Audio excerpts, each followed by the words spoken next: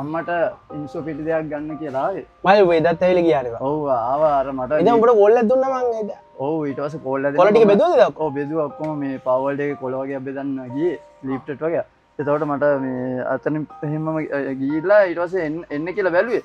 එන්න බෑ එහෙමම මේ බෑ ඇත්තටම දැන් ඔය අම්මටද පිටි ගෙනියන්නේ? ඔව් අම්මට මාසෙට හැම මාසෙම ඉන්සුව මේ පිටි දෙයක් අරන් දෙනවා. ඒ කියන්නේ හැම මාසෙම මේ දෙක ගන්න දෙනවා අරන් දෙනවා ඉතින්. ඉන්ෂෝ පිටි දෙක. ඔව්. ඉතින් ඒක නිසා දැන් ඇත්තටම මම දැන් එදා යනකොටත් මාල්වරාවට ගිහිල්ලා යනකොට එහෙම මම කොළ ටික බිවර රැ වුණා. ඊට පස්සේ මම බස් එකකට ගියා මේ අදත් ආවේ ඉන්සු පිටි දෙයක් ගන්න.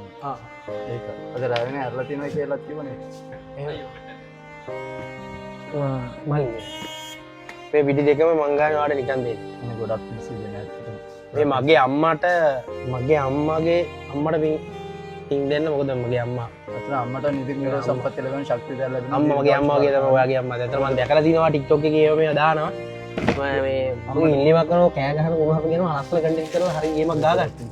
ගේමක් ගහගන්න මේ සතපාක්කක් ගන්න නැහැ.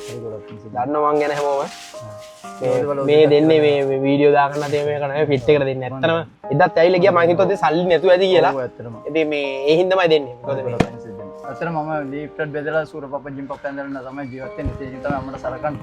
ඉතින් ඒක අපි මෙතන මොකක් කර වැඩක් කරමු. හරි මොකක් කර වැඩක් කරමු. අනිවාර්යයෙන් මම මගේ සපෝට් එක දෙන්න උපරිම සමය. ගොඩක් පිං සිදෙන්නේ.